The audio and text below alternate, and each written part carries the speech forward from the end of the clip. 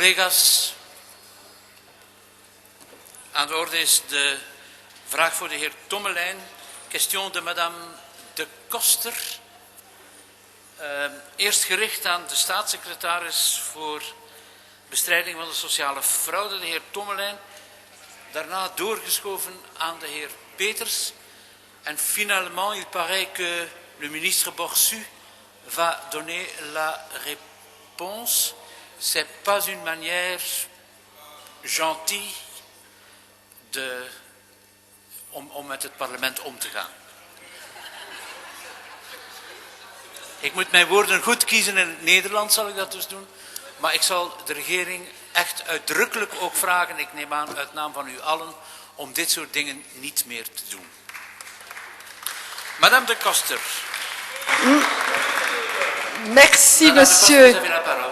Merci, monsieur le Président. Merci, monsieur le ministre, de bien vouloir me répondre par la suite. Alors, hier s'ouvrait le procès au tribunal correctionnel de Bruxelles sur une affaire d'importance, dite l'affaire Cachalot.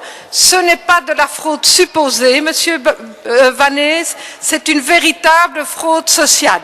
Et d'importance, vous allez le voir, puisqu'il s'agit de toute une organisation avec 15 prévenus sur le banc du tribunal et qui vend à travers des sociétés écrans des faux documents de travail permettant l'accès à des allocations sociales, que ce soit des allocations de chômage, des pécules de vacances ou encore des allocations familiales. Alors, ces faux patrons vendaient des documents et pour dire que ce n'est pas supposé, il s'agit quand même de 2996 faux documents qui ont permis d'obtenir à peu près 20 millions d'allocations sociales. Le comble, c'est qu'en plus, à travers leur déclaration fiscale, ils récupéraient un impôt pour lequel ils n'avaient pas été payés d'impôts par les employeurs. Donc, vous voyez l'ampleur du dossier. L'auditorat du travail, puisqu'il s'agit de personnes, dans les personnes qui étaient les allocataires ou les faux allocataires, qui ont été des personnes, je dirais, précaires, a choisi de ne pas les poursuivre, estimant que l'ONEM les avait déjà suffisamment sanctionnés. Par contre, ce qu'il m'importe ici, Monsieur le Ministre, de vous poser comme question, c'est de savoir comment on va mieux encore contrôler dans l'avenir ces sociétés écrans, sachant qu'aujourd'hui, on estime qu'il y aurait encore entre 10 000 et 12 000 relations fictives qui existeraient en Belgique. D'autre part, je pense qu'il serait intéressant d'optimaliser les collaborations entre les services de police d'une part, l'ONSS d'autre part et la justice pour effectivement ne pas devoir attendre, comme dans ce dossier-ci, de 2006 à 2011 pour aboutir enfin en 2014 d'avoir ce dossier au tribunal. Donc, lors de la présentation de M. Tommelijn, il a été dit qu'on allait, que toute fraude devait être poursuivie. Chaque fraude est un délit et je ne partage donc pas ce qui a été dit par mes collègues du PS disant qu'il y avait une hiérarchisation dans les fraudes. Non, une fraude sociale comme celle-ci est une fraude importante. Merci de votre réponse, Monsieur le Ministre. Merci, Madame. Asseyez-vous. La parole est au ministre Borsu. Voilà. Merci, Monsieur le Président. Merci, Madame la députée. Je dois tout d'abord vous prier d'excuser ce petit incident. Il n'était pas de mauvaise volonté, croyez-le bien, mais l'échange d'informations entre mon collègue et le secrétaire d'État n'avait pas été communiqué, de sorte que mon collègue Chris Peters avait quitté l'Assemblée. Je vais tenter de le remplacer rapidement. Quelques éléments. Effectivement, on se trouve face à un dossier qui est aujourd'hui soumis à l'appréciation du tribunal correctionnel de Bruxelles.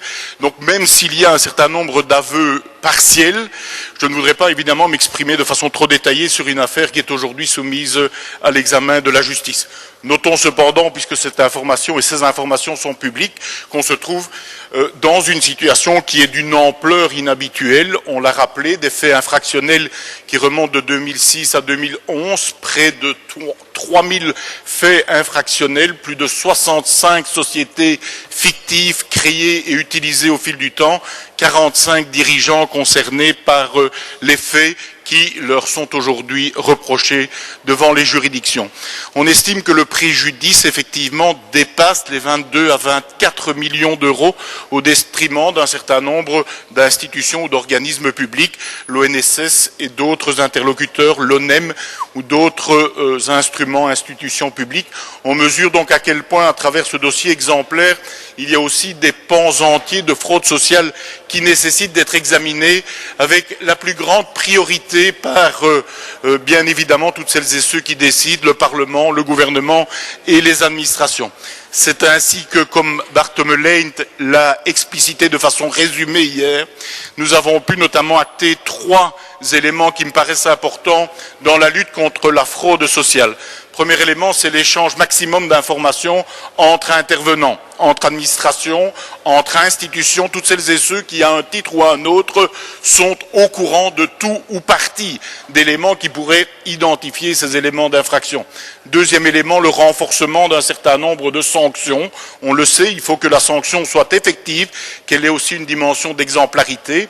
Troisièmement, on sait qu'il faut que l'on puisse, en termes de priorité et plus rapidement, donner instruction à nos administrations, à leurs sections chargées de l'investigation et du contrôle, de pouvoir mener à bien les recherches qui ont mené aujourd'hui à l'identification de cette fraude présumée. Vous le savez, chers collègues, la véritable solidarité doit bénéficier à toutes celles et ceux qui en ont vraiment besoin.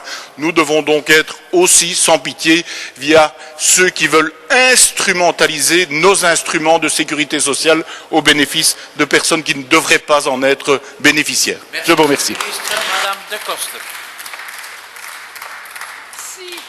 Merci, Monsieur le ministre, d'avoir bien voulu me répondre. Je pense que vous avez retracé quelles étaient les grandes priorités du secrétaire d'État, rendre la légalité plus attractive et évidemment un contrôle plus efficace. Je vous remercie. Merci, Madame De Coster. Tot zover de mondelinge vragen. De rest van de agenda.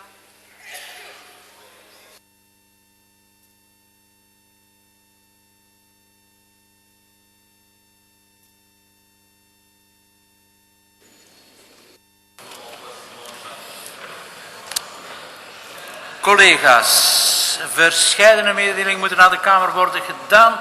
Elles figureront sur le site web de la Chambre et seront insérées dans l'annexe au compte rendu intégral.